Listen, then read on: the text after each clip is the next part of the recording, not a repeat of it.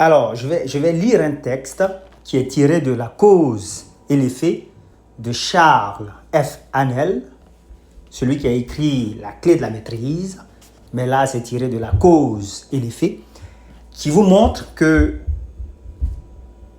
votre mental, votre esprit est sensible aux croyances que vous adoptez. Voilà. Si vous croyez à Satan et aux démons, vous ouvrez vos portes mentales à ce genre de pensées-là et aux attaques relatives à ces pensées-là. Donc je lis. La cause et l'effet, la métaphysique. C'est le chapitre La métaphysique. La création est l'art de combiner en proportion correcte des forces qui ont une affinité l'une pour l'autre. Ainsi, l'oxygène et l'hydrogène combinés dans les proportions appropriées produisent l'eau.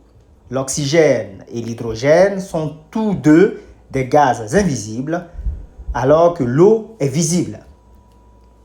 Les microbes sont vivants. Ils doivent par conséquent être le produit de quelque chose qui a de la vie ou de l'intelligence.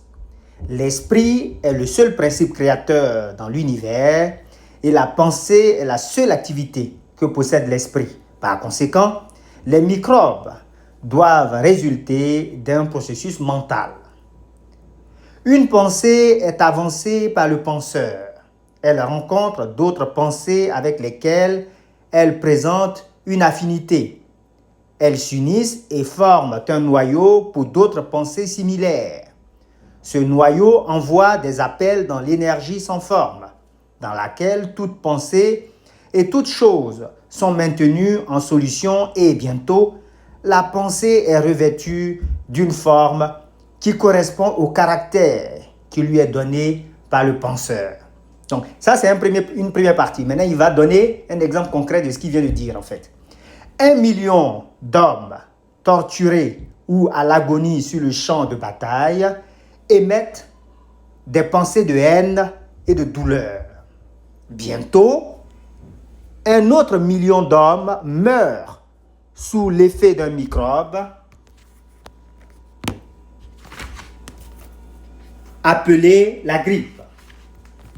Personne, si ce n'est le métaphysicien expérimenté, ne sait quand ni comment le microbe mortel en est arrivé à exister. Donc là, le million de personnes qui souffraient, qui mouraient sur les champs de bataille, ont émis des pensées de haine, d'accord, et de douleur. Et ces pensées se sont agglomérées, se sont cumulées et se sont traduites, se sont matérialisées sous la forme d'un microbe appelé la grippe. Et tous ceux qui étaient sensibles à ce microbe, c'est-à-dire tous ceux qui étaient sensibles dans leur mental à ce genre de peur, ont été contaminés et tués. C'est ça qu'il est en train de dire. Donc il continue. Tout comme il existe une variété infinie de pensées, il existe une variété infinie de microbes ou de germes, constructifs autant que destructeurs. Mais ni le germe constructif, ni le germe destructeur ne germera et ne fleurira s'il n'a pas trouvé de sol agréable dans lequel prendre racine. Donc le sol agréable dans lequel il prend racine, ce microbe, ou cette pensée de haine, ou cette pensée de peur, ce sol, c'est le mental qui y croit. C'est ça qu'il est en train d'expliquer. Toutes les pensées et toutes les choses sont maintenues en solution dans l'esprit universel, c'est-à-dire dans la substance mentale qui nous entoure, dans l'esprit. L'individu peut ouvrir ses portes mentales et de ce fait devenir réceptif aux pensées d'une certaine sorte ou d'une certaine description. C'est ce que je viens d'expliquer. Il continue.